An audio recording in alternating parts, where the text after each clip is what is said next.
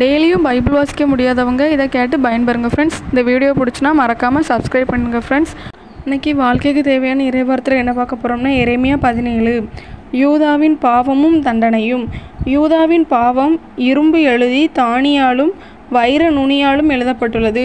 அது அவர்கள் இதய பலகையிலும் பலிபீட கொம்புகளிலும் பொறிக்கப்பட்டுள்ளது. தழைத்த மரங்களின் கீழும் உயர்ந்த குன்றுகளின் மேலும் திறந்த வெளி மலைகள் மீதும் உள்ள அவர்கள் பலிபீடங்களையும் அசேரா கம்பளங்களையும் அவர்களின் பிள்ளைகளை நினைவு கூறுகின்றார்கள். ஆகவே நாடெங்கும் செய்யப்படும் பாவங்களுக்கு ஈடாக உன் செல்வங்களையும் கருவூலங்களையும் தொழுகை மேடுகளையும் கொள்ளை பொருள் ஆக்குவேன். நான் உனக்கு உரிமை சொத்தாக கொடுத்துள்ள நாட்டின் மேல் உனக்குள்ள பிடி தளரும். முன்பின் தெரியாத ஒரு நாட்டில் உன் எதிரிகளுக்கு நீ அடிபணிய செய்வேன். ஏனெனில் நீ என்னில் மூட்டியுள்ள கோபக்கனல் என்றென்றும் கொழுந்துவிட்டு எரியும். அறிவுரைகள். ஆண்டவர் கூறுவது இதுவே: மனிதரில் நம்பிக்கை வைப்போரும் வலுவற்ற மனிதரில் தம் வலிமையை காண்போரும் சபிக்கப்படுவர். அவர்கள் பாலை நிலத்து புதர் செடிக்கு ஒப்பாவர். பருவ காலத்திலும் அவர்கள் பயனடையார்.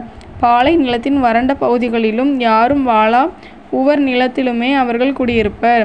ஆண்டவரில் நம்பிக்கை வைப்போர் பேறு பெற்றோர். ஆண்டவரே அவர்களது நம்பிக்கை. அவர்கள் நீர் அருகில் நடப்பட்ட மரத்துக்கு ஒப்பாவார். அது நீரோடையை நோக்கி வேர் விடுகின்றது. வெப்பமிகு நேரத்தில் அதற்கு அச்சமில்லை. அதன் இலைகள் பசுமையாயிருக்கும். வறட்சி மிகு ஆண்டிலும் அதற்கு கவலை இராது. அது எப்போதும் கனி கொடுக்கும். இதயமே அனைத்திலும் வஞ்சகம் மிக்கது. அதனை நலமாக்க முடியாது. அதனை யார்தான் புரிந்து கொள்வர்? ஆண்டவராகிய நானே இதே சிந்தனைகளை ஆய்பவர், உள்ளுணர்வுகளை சோதித்து அறிபவர், ஒவ்வொருவரின் வழிகளுக்கும் செயல்களின் விளைவுக்கும் ஏற்றவாறு நடத்துபவர்.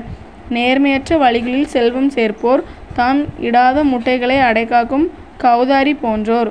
தம் வாழ்நாட்களின் நடுவிலேயே அவர்கள் அச்செல்வத்தை இழந்து விடுவர். இறுதியில் அவமதிப்புக்கு உள்ளாவர்.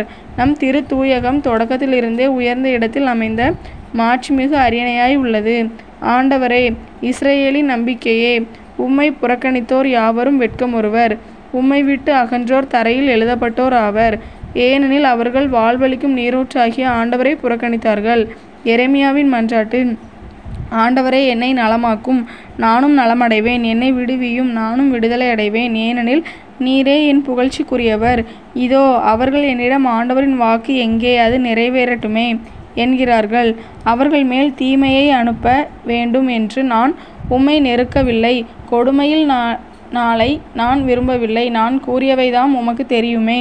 அவை முன்தாமே கூறப்பட்டன. நீர் எனக்கு திகிலாயிராதீர். தீமையின் நாளில் நீரே என் புகலிடம். என்னை துன்புறுத்துவோர் வெட்கமடையட்டும், நானோ வெட்கமடையாதிருப்பேனாக. அவர்கள் திகிலுறட்டும், நானோ திகிலுறாதிருப்பேனாக. தீமையின் நாளை அவர்கள் மேல் வரச் செய்யும். இரட்டிப்பான அழிவு அவர்கள் மேல் வரட்டும். அவர்கள் அடியோடு ஒழியட்டும். ஓய்வு நாளை அனுசரித்தல். ஆண்டவர் கூறியது இதுவே: நீ போய் யூதாவின் அரசர்கள் உள்ளே வருவதற்கும் வெளியே செல்வதற்கும் பயன்படும் பொதுமக்கள் வாயிலிலும் எருசலேமின் வாயில்கள் அனைத்திலும் நின்றுகொள். நீ அவர்களுக்கு அறிவிக்க வேண்டியது: இவ்வாயில்கள் வழியாக செல்லும் யூதாவின் அரசர்களே, யூதாவின் அனைத்து மக்களே, எருசலேமில் வாழ்வோரே, ஆண்டவரின் வாக்கை கேளுங்கள். ஆண்டவர் கூறுவது இதுவே: உங்கள் உயிரை முன்னிட்டு ஓய்வு நாளில் சுமை தூக்க வேண்டாம். அவற்றை எருசலேமின் வாயில்கள் வழியாக கொண்டு செல்லவும் வேண்டாம். ஓய்வு நாளில் உங்கள் வீடுகளிலிருந்தும் சுமைகள் தூக்கி செல்ல வேண்டாம். அன்று எந்த வேலையும் செய்ய வேண்டாம். உங்கள் மூதாதையருக்கு நான் கொடுத்த கட்டளைப்படி ஓய்வு நாளை தூய்மையாக கடைபிடியுங்கள். அவர்களோ எனக்கு செவிசாய்க்கவில்லை. நான் சொன்னதை கவனிக்கவும் இல்லை. கேட்டு கற்றுக்கொள்ளாதபடி முரட்டு பிடிவாதம் செய்தனர்.